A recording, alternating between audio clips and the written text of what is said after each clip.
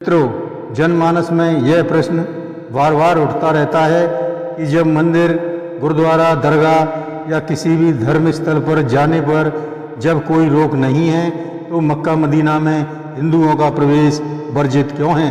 इसका मुख्य कारण क्या है? इस प्रश्न को मैं अपने लेख के माध्यम से आपके समक्ष प्रस्तुत कर रहा हूँ।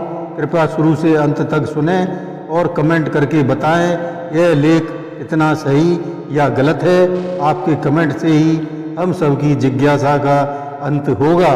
नमस्कार, मैं रणबीर सिंह लोटस एंटरटेनमेंट में आपका हार्दिक स्वागत करता हूं। जय श्री राम।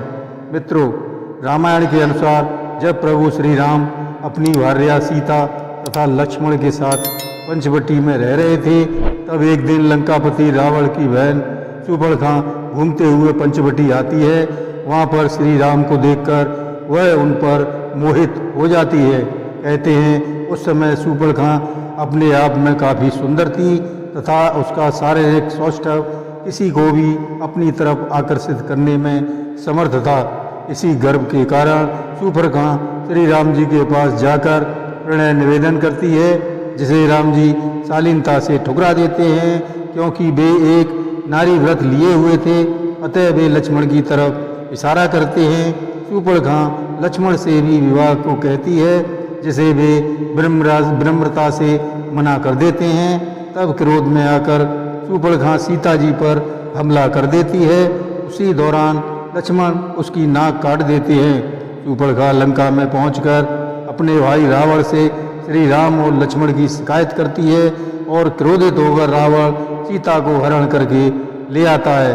इससे कुपित होकर प्रभु श्री राम सुग्रीव, हनुमान आदि की सहायता से लंका पर आक्रमण करते हैं, जिसमें रावण अपने परिवार सहित मारा जाता है। इस प्रकार से प्रभु श्री राम द्वारा विभीषण लंका के राजा बन जाते हैं। उसी समय शूर्पणखा लंका से चली जाती है और जाकर सीधे दैत्य गुरु शुक्राचार्य से मिलती है।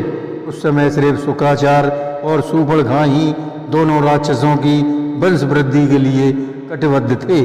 शुक्राचार्य शूर्पणखा को एक दानव से मिलवाते हैं, जो शूर्पणखा को देखकर उस पर मोहित हो जाता है और वह शूर्पणखा से बलात् संबंध स्थापित करता है। इससे उसे कई पुत्र प्राप्त हुए और वह वंश वृद्धि करने में सफल रही।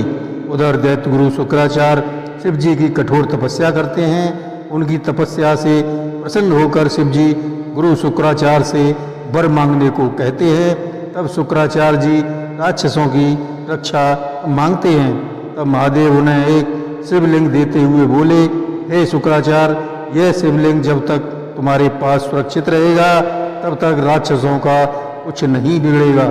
लेकिन अगर किसी ने भी शिवलिंग पर गंगा जल चढ़ा दिया, उसी दिन शिवलिंग लोप हो जाएगा और तुम्हारे समस्त शिष्यों का विनाश भी सुनिश्चित हो जाएगा। अतः किसी भी तरीके से शिवलिंग को सुरक्षित रखना। शुक्राचार्य ने सोचा, अगर शिवलिंग यहाँ पर रहा तो कोई भी गंगा जल चढ़ा सकता है। इसलिए शुक्राचार्य उस शिवलिंग को लेकर एक रेगिस्तान में स्थापित कर देते हैं। वो रेगिस्तान की जगह कोई और नहीं, मक्का मदीना है, जिसे मुस्लिम समाज बड़ी श्रद्धा से मानता है। विश्वस्त जानकारी से मिले स्रोत से शूर्पणखा वहाँ पर अपने परिवार के साथ रही और पूरी शिद्दत से शिवलिंग की रक्षा की। जिस प्रकार शूर्पणखा नाक कटने के बाद कपड़ा बांधे रहती थी, वही चलन मुस्लिम समाज की महिला में आज भी देखने को मिलता है। आज भी मुस्लिम महिलाएं चेहरे पर जो कपड़ा डाल के चलती हैं, उसे हम सब बुर्के के नाम से जानते हैं। इसलिए मुस्लिम शूर्पणखा के वंशज माने गए हैं। अब प्रश्न यह है कि हिंदुओं को मक्का मदीना में प्रवेश की अनुमति क्यों नहीं है? क्या वास्तव में शिवलिंग वहाँ पर मौजूद है? अगर नहीं है तो फिर हिंदुओं के जाने पर प्रतिबंध क्यों?